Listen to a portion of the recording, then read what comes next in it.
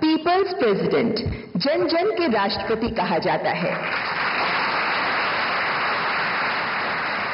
उत्तर प्रदेश के परौंख गांव से राज्यसभा सदस्य तथा भारत के सर्वोच्च संवैधानिक पद राष्ट्रपति पद तक की उनकी जीवन यात्रा, संघर्ष और अनुभवों की गाथा है the Triumph of the Indian Republic, my life my struggles. इस आत्मकथा के विमोचन के इस विशेष अवसर पर पधारने के लिए आपका हार्दिक आभार व्यक्त करते हैं। कठिन परिस्थितियों में शिक्षा प्राप्त करना, नंगे पांव स्कूल जाना, फूस की छत वाले घर में बचपन बिताना, ऐसी अनेक स्मृतियों के माध्यम से वे इस पुस्तक में उन संघर्षों को याद करते हैं जिन्होंने उनके व्यक्तित्व, उनके चरित्र और मूल्यों को आकार दिया। इस जीवन गाथा के केंद्र में उनके पिता द्वारा दिए गए नैतिक संस्कार और जीवन मूल्य भी हैं। उनकी ईमानदारी और शिक्षा के प्रति अटूट विश्वास ने ही आदरणीय श्री कोविंद जी के जीवन की दिशा निर्धारित की। गांव के विद्यालय से लेकर कानपुर में उच्च शिक्षा और फिर दिल्ली में कानून की पढ़ाई और वकालत तक, यह आत्मकथा पाठकों को उनकी शिक्षा और संघर्ष की उस यात्रा से भी परिचित कराती है जिस दौरान संविधान के आदर्शों से उनका गहरा जुड़ाव बना और न्याय, समानता तथा जनसेवा के प्रति उनकी प्रतिबद्धता मजबूत हुई। पुस्तक का एक महत्वपूर्ण भाग उन प्रभावों का वर्णन करता है जिन्होंने उनके सार्वजनिक जीवन को दिशा दी। ये पुस्तक उनके बिहार के राज्यपाल और बाद में 2017 में भारत के राष्ट्रपति बनने के परिप्रेक्ष्य को भी दर्शाती है। माननीय राष्ट्रपति श्रीमती द्रौपदी मुर्मू जी के शब्दों में, श्री कोविंद जी सार्वजनिक जीवन में गरिमा के मूर्तिमान रूप हैं। उनकी जीवन गाथा हमारे गणतंत्र की प्रगति को दर्शाती है। मैं मानती हूं कि उनकी आत्मकथा हमारे लिए एक महत्वपूर्ण दस्तावेज है, हमारे कालखंड का एक साक्ष्य है। इस पुस्तक में आत्मविकास और राष्ट्रीय विकास के लिए अनेक शिक्षाप्रद संदेश विद्यमान हैं। देवियों एवं सज्जनों, यह आत्मकथा भारतीय लोकतंत्र की सशक्त यात्रा का प्रतिबिंब है। इस महत्वपूर्ण अवसर पर लोकतंत्र का मंदिर कहलाती संसद के सदन लोकसभा के नेतृत्व का मार्गदर्शन हम सभी के लिए विशेष महत्व रखता है। अब मैं माननीय लोकसभा अध्यक्ष श्री ओम बिरला जी को अपने विचार व्यक्त करने हेतु सादर आमंत्रित करती हूं।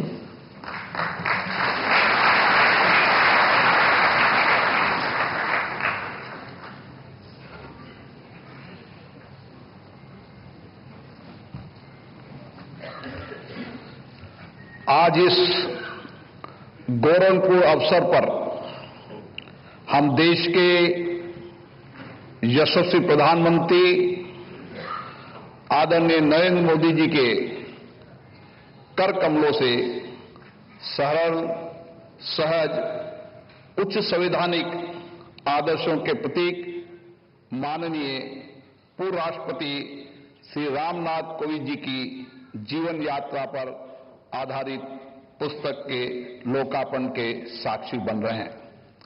माननीय कोविंद जी एक साधारण निर्धन परिवार में जन्मे। आरंभिक जीवन में कई कठिनाइयां थी, चुनौती थी, लेकिन स्कूल जाने तक भी उनको किलोमीटर तक की यात्रा करनी पड़ती थी। परंतु बाधाओं ने आपके संकल्प को कभी कमजोर नहीं होने दिया। ये पुस्तक आपकी उस असाधारण संकल्प शक्ति का जीवन चित्रण है जो हम सभी के लिए प्रेरणा का स्रोत है। संवैधानिक मूल्यों के प्रति अटूट प्रतिबद्धता के कारण अधिवक्ता के रूप में आपने अमिट छाप छोड़ी। सांसद के रूप में आपका कार्यकाल अनुसूचित जातियों, जनजातियों के कल्याण, सामाजिक न्याय तथा सार्वजनिक जीवन के में शुचिता के प्रति समर्पण का एक स्वर्णिम अध्याय रहा है। राज्यपाल के प्रतिष्ठित पद पर आसीन होकर आपने उच्च शिक्षा के क्षेत्र में पारदर्शिता, गुणवत्ता और तकनीकी नवाचार की नई दिशा प्रदान की गई। भारत के राष्ट्रपति के गरिमा में पद को सुशोभित करते हुए आपने भारतीय लोकतंत्र की संवैधानिक परंपराओं, सामाजिक समरसता और समावेशी विकास के प्रति अटूट निष्ठा का परिचय दिया। आपने कई देशों की यात्रा कर भारत के अंतर्राष्ट्रीय कूटनीतिक संबंधों को भी मजबूत किया। कोविड-19 जैसी विकट चुनौतियों के दौर में आपने देशवासियों में धैर्य, एकता और विश्वास का संचार और उन्हें संबल भी दिया। राष्ट्रपति भवन को जनता के लिए सुलभ बनाना आपकी सबसे बड़ी उपलब्धि है। राष्ट्रपति पद से सेवानिवृत्त होने के बाद भी अपने चिंतन और सार्वजनिक जीवन के समृद्ध अनुभवों के माध्यम से देश, संविधान और समाज के प्रति अपने दायित्वों के निष्ठापूर्वक आज भी आप निर्वहन कर रहे हैं। लोकतांत्रिक मूल्यों के प्रवक्ता, सामाजिक न्याय के विचारक के रूप में आज भी आप निरंतर राष्ट्र निर्माण में योगदान कर रहे हैं। मुझे विश्वास है इस पुस्तक के माध्यम से आपके जीवन के ऐसे कई महत्वपूर्ण प्रसंग हमें प्रेरणा देंगे ताकि वह आने वाली पीढ़ी के लिए मार्गदर्शक होंगे। मैं माननीय रामनाथ जी कोविंद जी को उनके जीवन आधारित रचना के लिए हार्दिक शुभकामनाएं देता हूं, बधाई देता हूं।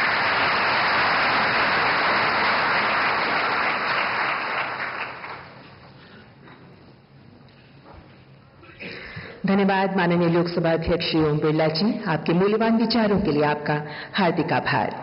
आदरणीय अतिथिगण, भारतीय राष्ट्रपति केवल राष्ट्राध्यक्ष नहीं बल्कि राष्ट्र की आत्मा के सजीव स्वर भी होते हैं। माननीय पूर्व राष्ट्रपति श्री रामनाथ कोविंद जी ने अपने कार्यकाल में हमारी विविधता में निहित एकात्मता को अनुपम मर्यादा और गरिमा के साथ न केवल प्रतिष्ठित अपितु सुदृढ़ भी किया है।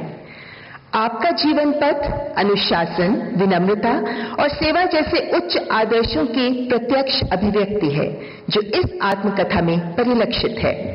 इस विशेष अवसर पर मैं माननीय पूर्व राष्ट्रपति श्री रामनाथ कोविंद जी से विनम्रता पूर्वक अनुरोध करती हूं कि कृपया अपने प्रेरणादायी विचारों से हमें अनुग्रहित करें।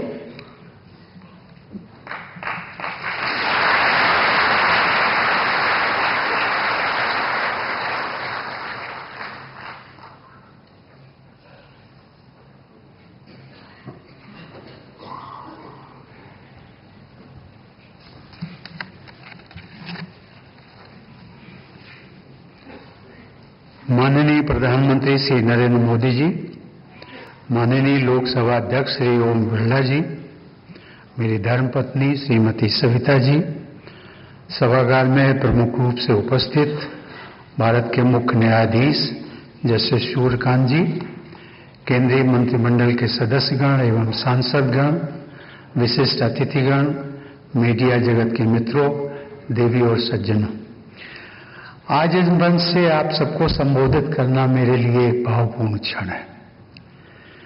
आज तक मैंने अनेकों बार आप सभी को विभिन्न अवसरों पर संबोधित किया है, परंतु आज का ये अवसर मेरे लिए अलग है क्योंकि आज की चर्चा का विषय मेरा अपना निजी जीवन है। मेरी आत्मकथा Triumph of the Indian Republic, my life my struggles के विमोचन के अवसर पर इस कार्यक्रम में सम्मिलित होने के लिए मैं आप सभी का हृदय से आभार व्यक्त करता हूं। मैं सोच रहा था कि आज मैं क्या बोलूं। सब कुछ तो मैंने अपनी इस आत्मकथा में लिख ही दिया है, पढ़ने वाले पढ़ ही लेंगे। फिर भी इस अवसर पर मेरे हृदय में कुछ स्मृतियां उभर रही हैं जिन्हें आपके साथ साझा करने का मन करता है। देवी और सज्जनों, मेरा जीवन उत्तर प्रदेश के कानपुर देहात जिले के एक छोटे से गांव परौंक से शुरू हुआ।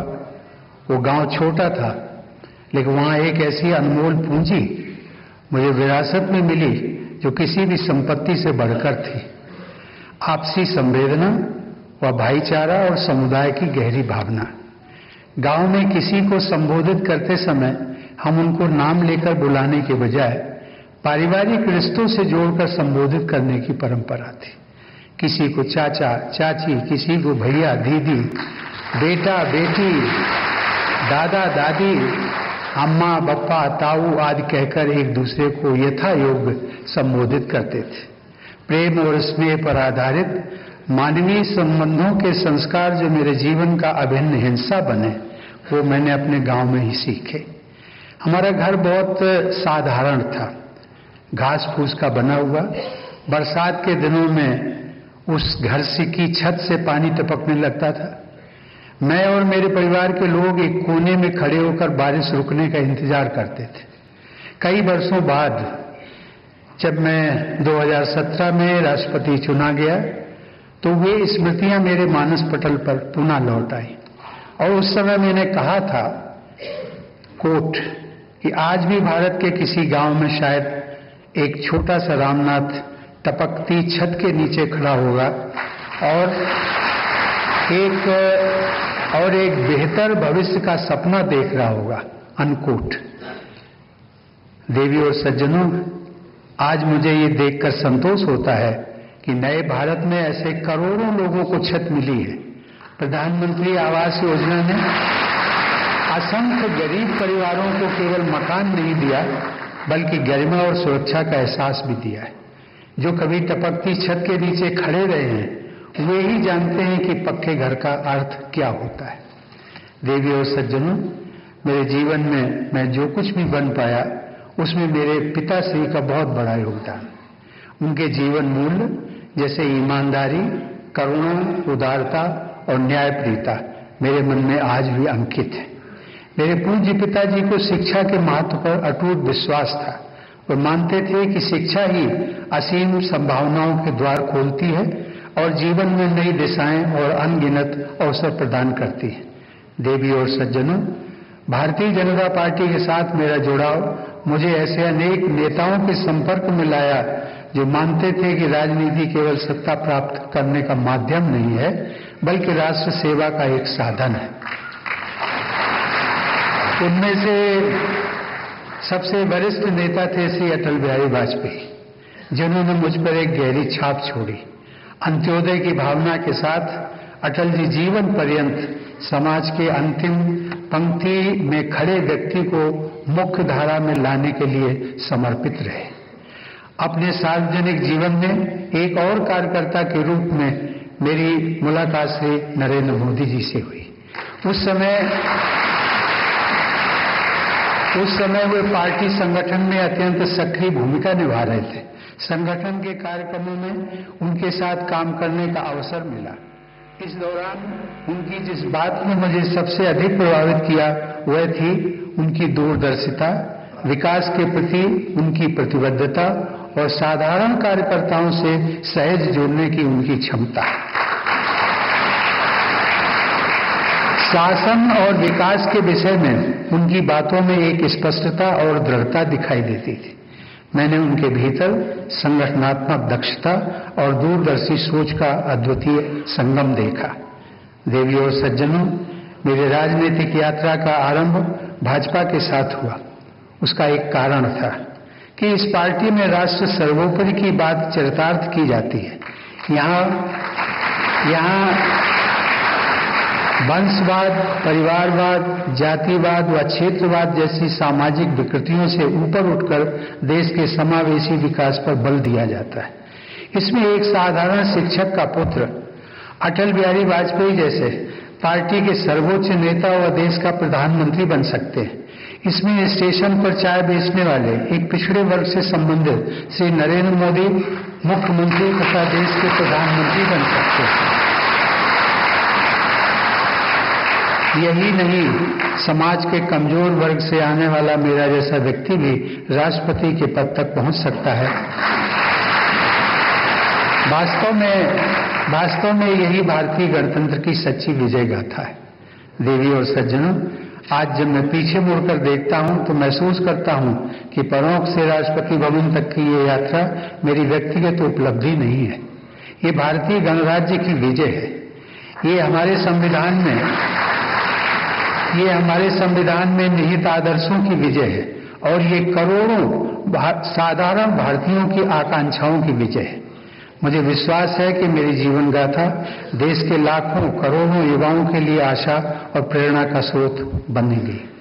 देवी और सज्जनों, आज इस अवसर पर अपना बहुमूल्य समय देने के लिए मैं माननीय प्रधानमंत्री जी के प्रति हृदय से कृतज्ञ हूँ। आपकी गरिमामय उपस्थिति ने इस अवसर को मेरे लिए और भी विशेष एवं अविस्मरणीय बना दिया है। इस पुस्तक की परिकल्पना से लेकर इसे पूर्णता तक पहुंचाने में महत्वपूर्ण योगदान देने के लिए मैं प्रकाशक रूपा पब्लिकेशंस को भी धन्यवाद देता हूं। और अंततः आज यहाँ उपस्थित आप सभी का मैं हृदय से आभार व्यक्त करता हूँ। आप सबकी उपस्थिति ने इस आयोजन को सार्थक एवं यादगार बना दिया है। धन्यवाद। जय हिंद।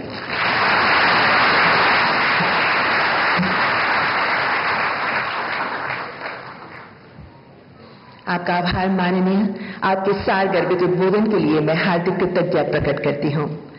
सम्मानित अतिथिगण, अब मैं माननीय प्रधानमंत्री जी से सादर अनुरोध करती हूँ कि कृपया पुस्तक विमोचन के लिए मंच पर आगे आए। माननीय प्रधानमंत्री जी, आपसे विनम्र अनुरोध, कृपया पुस्तक विमोचन के लिए मंच पर आगे आए।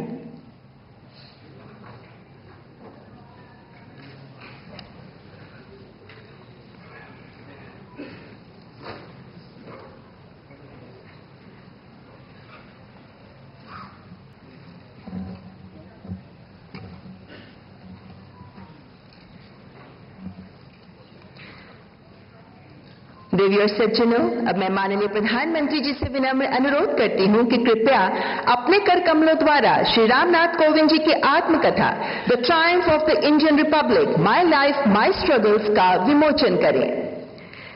मान्यवर, रूपा पब्लिकेशंस इंडिया द्वारा प्रकाशित ये जीवन गाथा हमारे गणतंत्र की प्रगति यात्रा को दर्शाती है। ये भारत के लोकतंत्र की शक्ति, संविधान के आदर्शों और उस अटूट विश्वास की कहानी है कि जिजीविषा प्रबल हो तो भारतीय गणराज्य में साधारण पृष्ठभूमि से उठकर उच्चतम पदों तक सुशोभित होना संभव है। अगले माह ये पुस्तक हिंदी में भी उपलब्ध होगी, जिसका टाइटल रहेगा भारतीय गणतंत्र की विजय गाथा, मेरा जीवन मेरा संघर्ष। आपका हार्दिक आभार। और अब मैं परम आदरणीय माननीय प्रधानमंत्री जी से करबद्ध निवेदन करती हूं कि अपने ऊर्जापूर्ण विचारों से हम सबका मार्गदर्शन करें।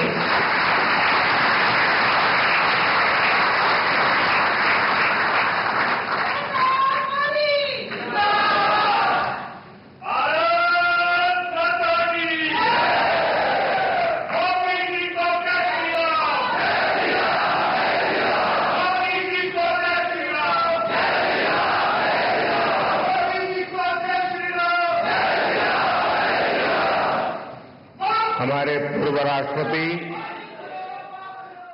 श्रीमान रामनाथ कोविंद जी, लोकसभा के अध्यक्ष आदरणीय ओम बिरला जी, श्रीमती सविता कोविंद जी, सभागृह में सभी वरिष्ठ जन बैठे हैं। सबका उल्लेख नहीं कर पाऊंगा, लेकिन मेरे लिए बहुत आनंद है कि एक पारिवारिक कार्यक्रम लग रहा है।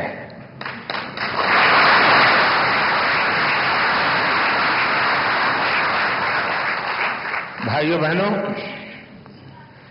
आज हमें श्री रामनाथ कोविंद जी की आत्मकथा के विमोचन का अवसर मिला है। मुझे खुशी है कि मुझे भी इस कार्यक्रम का हिस्सा बनने का सौभाग्य मिला है।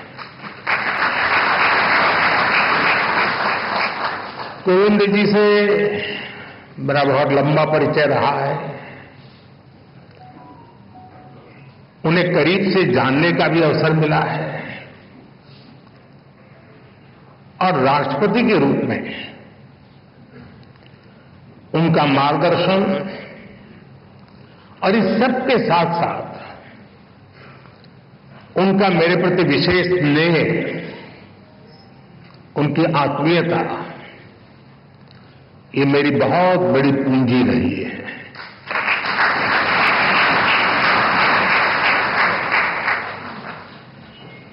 मैंने उनके जीवन को जितना समझा है,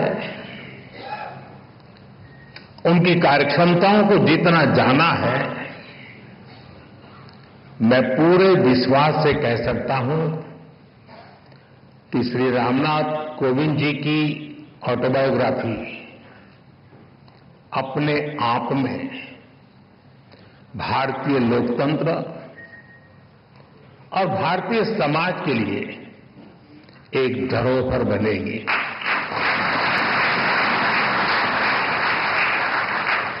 कोविंद जी की जीवन यात्रा, समाज और राष्ट्र के लिए उनका योगदान, ऐसा कितना कुछ है जिसके बारे में मैं विस्तार से बात कर सकता हूं, लेकिन बुक रिलीज में केवल कर्टन रेजर ही होना चाहिए। आप सब किताब का पूरा लाभ पढ़कर ही लें तो ही ज्यादा अच्छा है।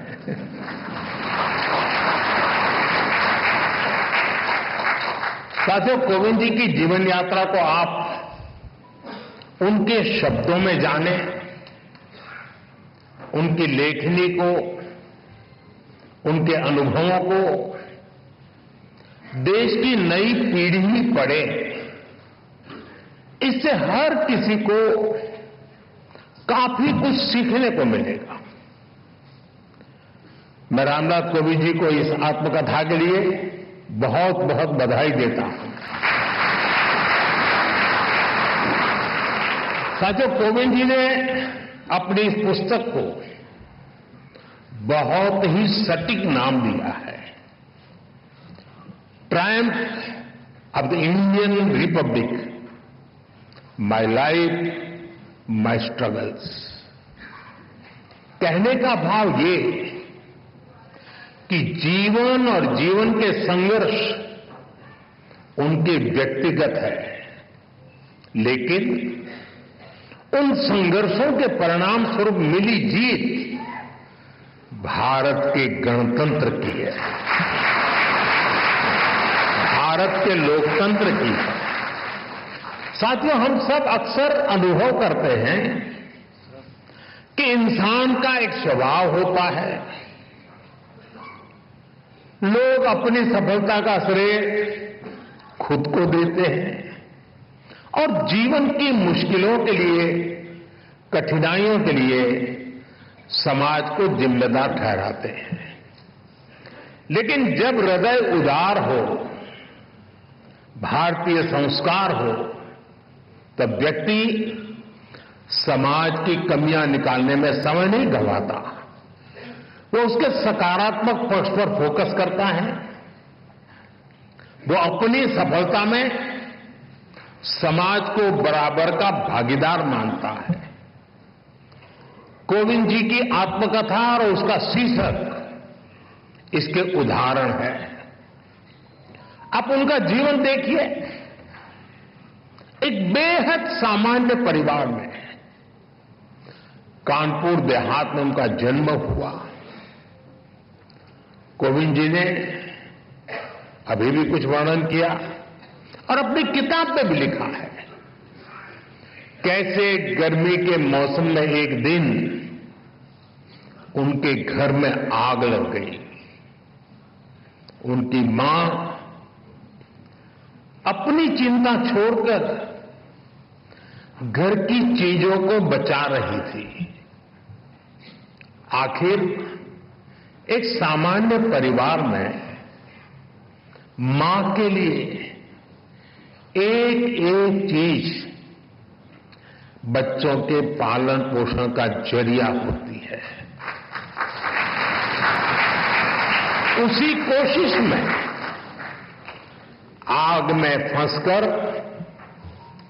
उनकी माता जी की मृत्यु हो गई।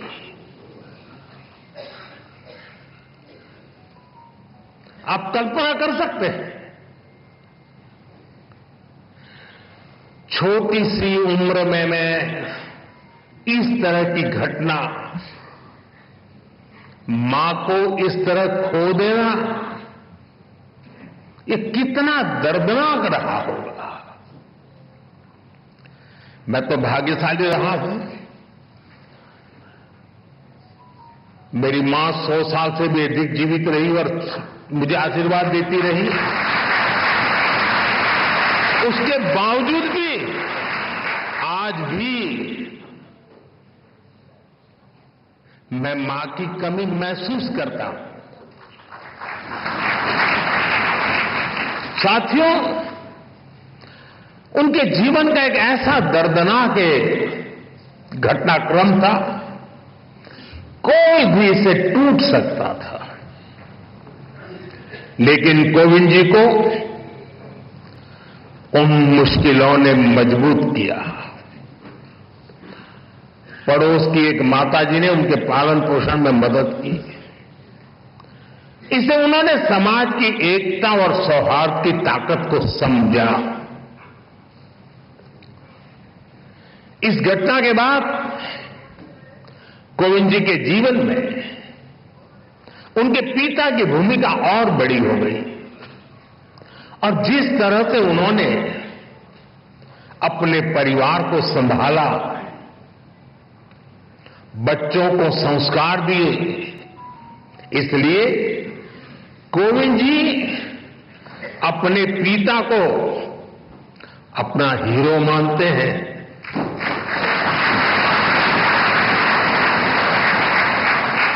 साथियों, बचपन के इन संघर्षों के बीच कोविंद जी ने शिक्षा को अपने सामर्थ्य को बढ़ाने का मार्ग बनाया।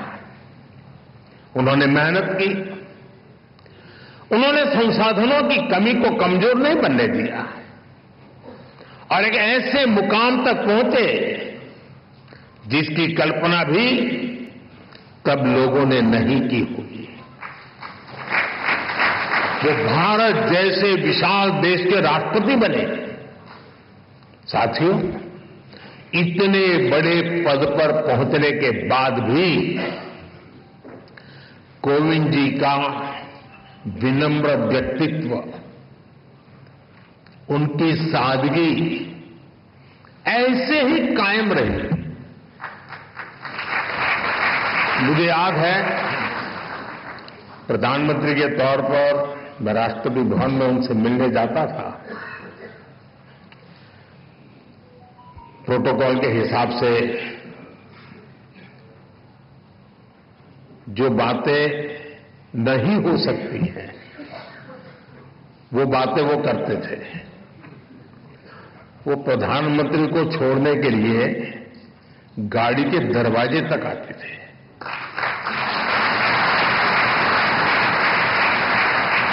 मैं शुरू में उनको प्रार्थना करता रहता था, प्लीज आप ऐसा मत कीजिए, लेकिन उन्होंने जीवन के आखिर तक अपनी उस विनम्रता को भी छोड़ा नहीं।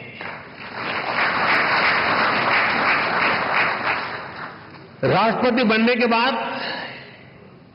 जब अपने गांव परौंक गए तो उन्होंने वहां अपने गुरुओं के पैर छूकर उन्हें प्रणाम किया। गांव की मिट्टी को नमन करके उन्होंने गांव के सामान्य लोगों का धन्यवाद किया। पूरे देश ने वो भावुक दृश्य देखा था। उनके इस आचरण ने दुनिया के सामने भारत के संस्कारों की ऐसी तस्वीर सामने रखी जिस पर हर भारतवासी गर्व करता है। साथियों, गुलामी के सैकड़ों साल में हमारे देश ने आर्थिक और सामाजिक रूप से बहुत कुछ खोया था। हमारे पूर्वजों ने सदियों तक संघर्ष किया। महात्मा गांधी, बाबा साहब आंबेडकर, ज्योतिबा फूले, सावित्रीबाई फूले, ऐसी कितनी ही महान विभूतियों ने भारत के नवनिर्माण का सपना देखा था। एक ऐसा भारत जहां गरीब से गरीब, वंचित से वंचित को शिखर तक पहुंचने का अवसर मिल सके। कोविंद जी जैसे व्यक्तित्वों ने अपने श्रम और काबिलियत से केवल खुद उनका जीवन ही बदला इतना नहीं है, उन्होंने सदियों के उन स्वप्न को, उस विजन को भी साकार करने में अपनी अहम भूमिका निभाई है। और इस दिशा में हम सबके प्रयास अभी भी जारी है। हमें भविष्य में कोविंद जी जैसे अनेकों युवा चाहिए जो परेशानियों से परास्त न हो, जो मुश्किलों से मायूस न हो, बल्कि अपनी मेहनत से हर मंजिल को आसान बनाने का हौसला रखे। इसी बदलाव से सशक्त भारत के निर्माण का संकल्प पूरा होगा। यहीं से आत्मनिर्भर और विकसित भारत का रास्ता बनेगा। साथियों, ऐसे युवा शक्ति के निर्माण के लिए जो प्रेरणा चाहिए, कोविंद जी की ऑटोबायोग्राफी उसका अहम स्रोत बन सकती है। साथियों, कोविंद जी ने अपने जीवन में मोरारजी भाई देसाई के साथ अनुभवों के बारे में भी इसमें विस्तार से बताया है। कोविंद जी के भीतर देश सेवा की जो भावना थी, मोरारजी भाई के साथ काम करके उन्होंने जो सीखने को मिला, जो रास्ता मिला, कोविंद जी ने राजनीति और समाज सेवा को अपना मार्ग बनाया। वो अपने कर्तव्यों के लिए समर्पित रहे। सेवा को उन्होंने अपना लक्ष्य बनाकर काम किया। संसद में उनका कार्यकाल गवाह है। राज्यपाल के रूप में भी उन्होंने एक उदाहरण प्रस्तुत किया। राष्ट्रपति के रूप में भी हमें उनकी यही कर्तव्य निष्ठा दिखाई देती रही। यहां तक कि राष्ट्रपति जैसे सर्वोच्च पद से सेवा मुक्त होने के बाद भी उन्होंने विश्राम नहीं लिया है। वो अभी भी एक देश एक चुनाव, वन नेशन वन इलेक्शन जैसे महत्वपूर्ण विषय पर काम कर रहे हैं, देश को जगा रहे हैं।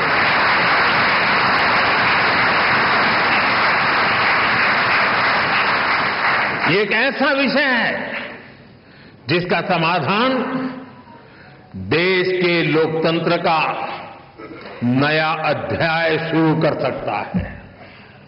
मैं मानता हूं कोविंद जी की इस कर्तव्य निष्ठा और सेवा भाव से देश के लोग बहुत कुछ सीख सकते हैं। साथियों, सामाजिक जीवन में सक्रिय रहते हुए ऑटोबायोग्राफी के लिए समय निकाल पाना बहुत मुश्किल होता है। कोविंद जी ने ये काम हम सबके लिए किया है, क्योंकि उनके जीवन में ऐसा कितना कुछ है जिसमें गरीब, वंचित तबके से आए तमाम लोग अपने जीवन की परछाई देख सकते हैं।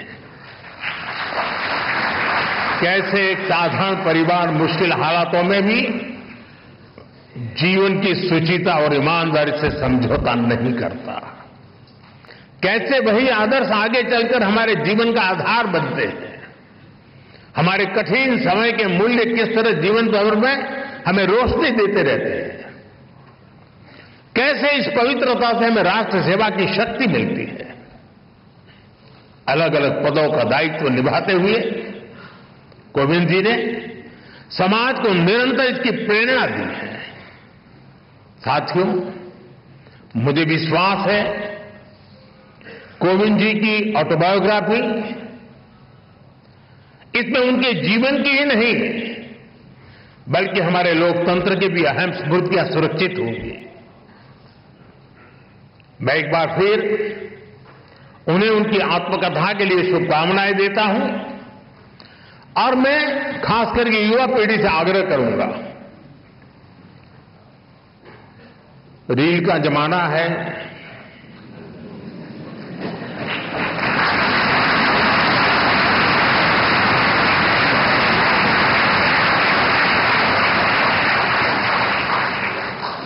सोशल मीडिया में इन्फ्लुएंसर आपको खींच के कहीं कहीं ले जाते हैं।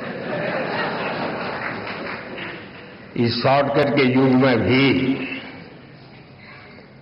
एक बात हम जरूर याद रखें, रेलवे स्टेशन पे लिखा हुआ होता है, कुछ लोगों को पटरी पर कूद करके जाने की आदत होती, ब्रिज पर नहीं जाते, तो वहां लिखा होता है shortcut will cut you short.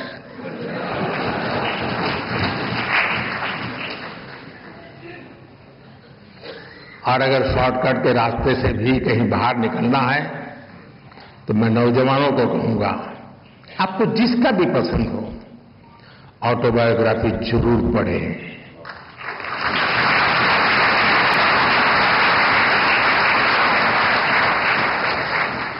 Autobiography उस कालखंड की इतिहास की घटनाओं को अलग तरीके से समझने का अवसर देती है। इतिहास से काफी निकट होता है वो कालखंड बायोग्राफी का, और इसलिए मैं जरूर चाहूंगा कि कोविंद जी की जो मेहनत है वो आने वाली पीढ़ियों को काम आए, युवा पीढ़ी को विशेष रूप से काम आए। बहुत बहुत शुभकामनाएं, बहुत बहुत धन्यवाद।